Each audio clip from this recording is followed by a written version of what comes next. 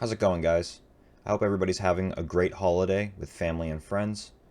This is just a heads up. I recorded this review about an hour, 2 hours after I saw Spider-Man on December 17th. So my thoughts on this video are going to be very fresh and in that context. If you want to see a little bit of a more nuanced discussion, you can check out my discussion I had with the Marvelous Friends podcast. I'll leave the link in the description to that. Thanks, guys, and leave a like and subscribe.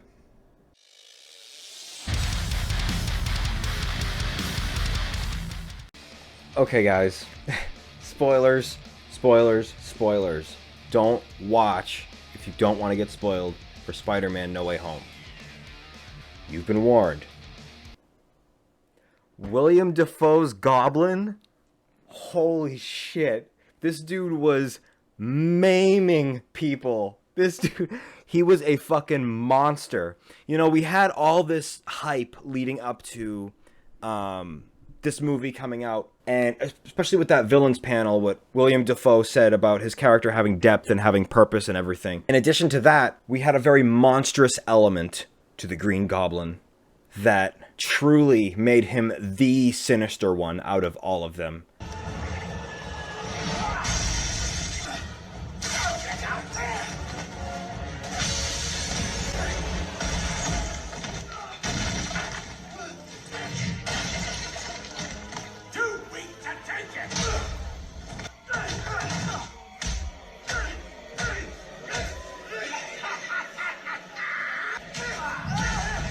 He was easily like the pure evil out of the group, for sure. At least the second half of him. I love the split personality, the split character. The fact that he went to Aunt May and at her workplace, and they had, you know, their little chat, and he was just sitting there. I think he was drinking like tea or something.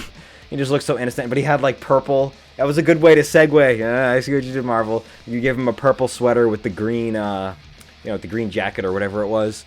That was really smart. And then obviously he had his suit on underneath, but yeah, and their segue for him when Doc Ock was talking to him and they were in the sanctum and they were like trying to figure. No, they weren't in the sanctum. I think they were in the they were playing around with the gadgets. They were trying to figure out the cure for everybody, right? And the way the camera panned behind the back of William Dafoe's head, back of his head. The way it panned behind his head, I was like, oh shit! Like they really sold it. That was excellent. Excellent directing style. Man, these three Spider-Man movies have been great. They did a really good job with all three of them. Next, we have Doc Ock.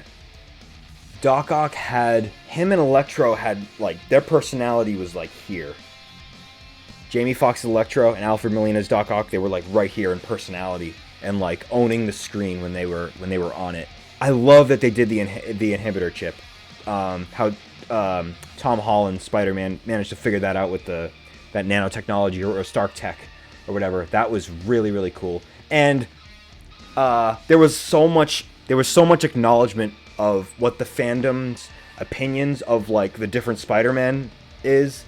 I love the acknowledgement of the organic webbing that Tobey's Peter Parker has, and the fact that the other Spider-Man were just like kind of not zinging him back and forth, but they were there was a little banter around it, and that was really enjoyable to watch. I love the acknowledgement of web shooters, how they were talking about, you know, the hardship of like having to make web shooters and how much of a pain that was. But yeah, so back to Doc Ock. He was just so human.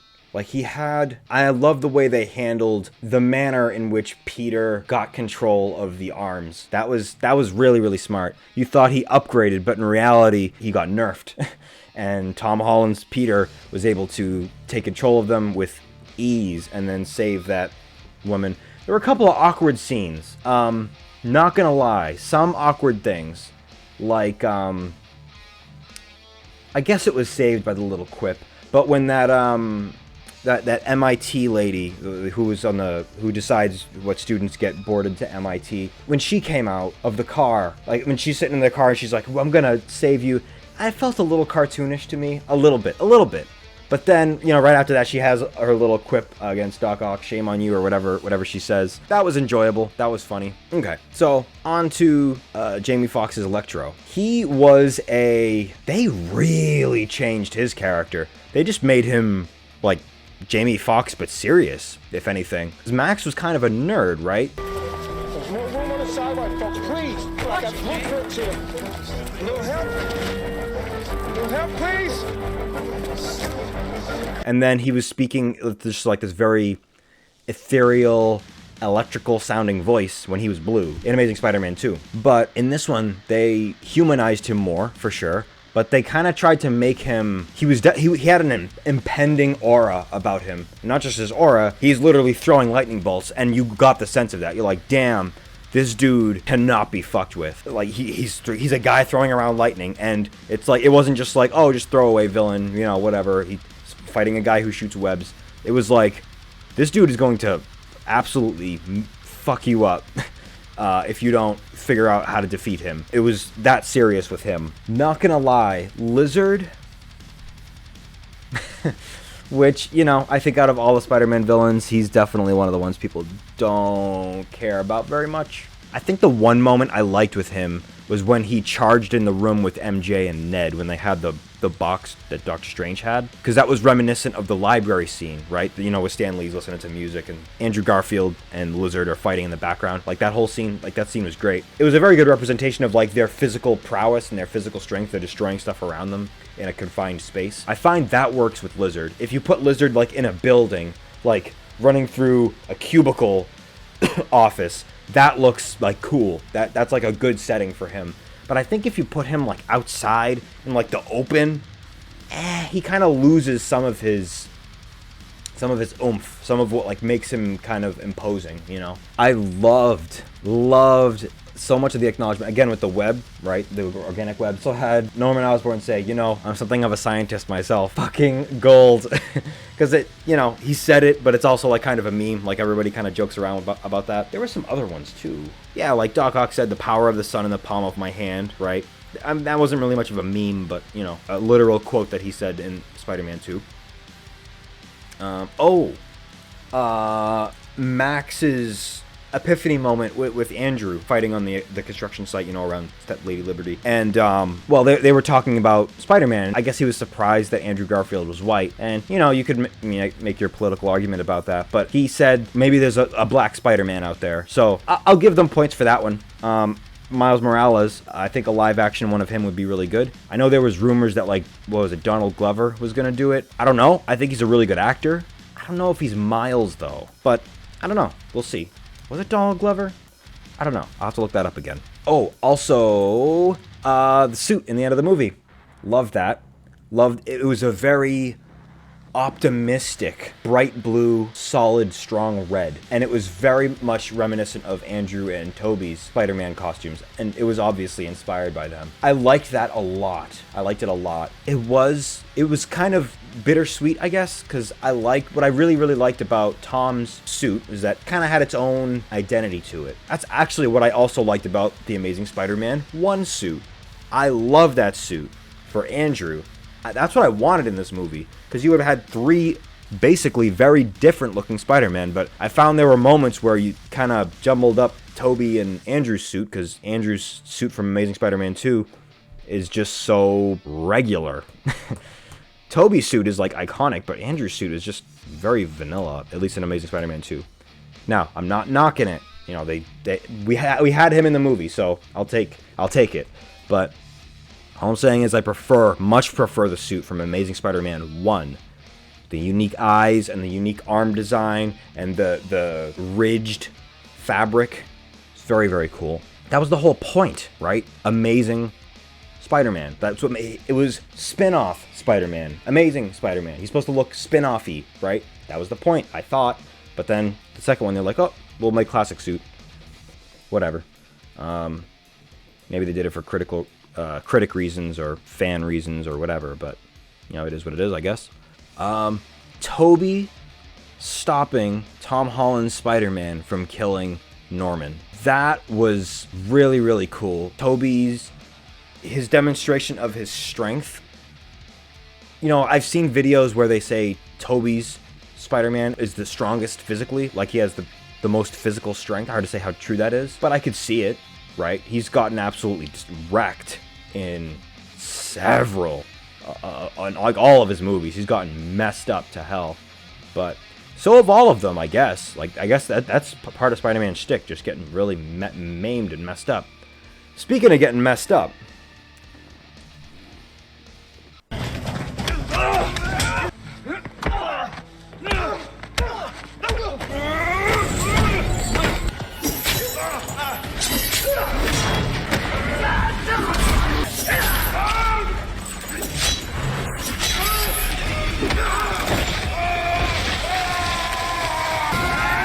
Daredevil.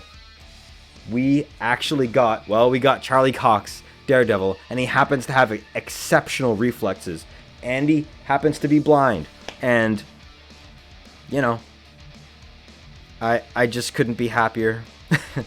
I'm so glad that Marvel is self-aware enough and listens to fans enough to understand, damn, we cannot let that go. We have the rights back. Why would we just reboot it randomly? Let's bring in that Daredevil. I love that. And it's really something, because now that I'm thinking about it, it brings me back to the era, you know, when we didn't have Spider-Man in the MCU, right? Very much Age of Ultron era, Ant-Man era, 2015. Think back to that era. There was no hope in sight of ever seeing Spider-Man in the MCU. The previous year, 2014, I believe it was, we got Amazing Spider-Man 2. And it did not do very well critically or with fans. And then Marvel got the rights back. Well, got the rights back to an extent, right? Made an agreement with Sony. But imagine if instead of doing Tom Holland, they only brought in Andrew Garfield's Spider-Man, because that's what they're doing with Charlie Cox, basically, right? So it truly is an acknowledgement of quality, right? Because if Amazing Spider-Man movies were good, they would have brought in that Andrew. Maybe.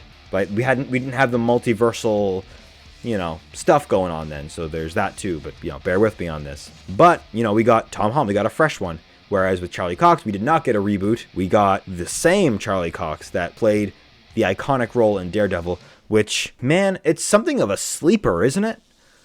Like, at least to me. The people who watched it love it and understand, but it isn't like a viral... At least I get that sense. What do you guys think? It doesn't feel viral to me like Daredevil, and it didn't back then.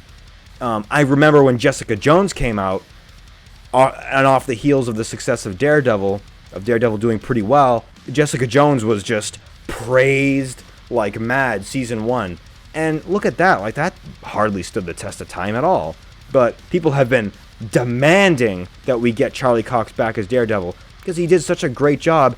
And the show is phenomenal. It's absolutely fantastic. So I am so fucking happy that we got that Daredevil. I don't care if it's a PG-13 show. I don't care if it's a PG-13 movie. If it was rated R or rated MA, that would be better, of course. But again, just like when we got Spider-Man in Civil War back in 2016, I'm just going to count my blessings here. Right? We want to just count our blessings. We actually got him in. Never supposed to happen. In addition, we should count, if anybody has gripes with this movie, I believe, be grateful that we even got it. Right? We even got Toby and Andrew and Tom Holland in the same movie. It's a damn miracle. And mind you, this has expanded the MCU with not just this movie, but with the 2 Andrew movies and the 3 Toby ones. And it made the Netflix Marvel shows canonical. So we really expanded the Marvel universe. The MCU, I should say. Quite a lot. I know I'm going to leave out so many things. I'm still processing the movie. Again, I just got in an hour ago. So let me know what you guys thought. What was your favorite part of this movie? Like, well, I know there's so many amazing scenes in that. The Doctor Strange scenes were great. Him and Peter going at it, fighting, and Peter actually won. That was really something. The Doctor Strange trailer. There's 2 post-credits. I should tell you guys that. There's 2 post-credits. Well, you guys would already know that, hopefully, if you've watched the movie. The first one was a Venom tease. You know, it had Eddie Brock. If you watched Carnage, Let There Be Carnage, Venom 2, I didn't watch it, but I watched the post-credit, and I saw that Doctor Strange and Tom Holland's multiversal event caused Venom to end up, or Eddie Brock to end up in the MCU. And then in this post-credit scene, after No Way Home, we see him chilling at the bar with a guy. This guy is telling him about Iron Man and Hulk and giving him all these names, and Venom is quipping at Eddie. Does he sound like Greymon? He sounds like Greymon to me. What do you guys think? I think he sounds kind of cartoony like Greymon. Anyway, he got transported back at the end of the movie, much like all the other villains in, you know, the other two Spider-Man. They got transported back to their universes. And in addition to that, a little drop of symbiote, a little Venom symbiote was left behind on the bar there. So, yeah, we're probably going to get a symbiote of some kind, most likely Venom, in a Spider-Man movie. Who knows? Maybe we'll have a Miles one and we'll introduce Venom in that one. Man, I still don't think we've gotten Venom. You know, I think he sounds like Greymon. I think he looks right. I think he's definitely better than what we got in Spider-Man 3, but overall, not a huge fan. Anyway, thank you guys for checking out this video. Go see the movie if you haven't already. Leave a like, comment, subscribe. Really helps out the channel, and I will see you guys in the next one.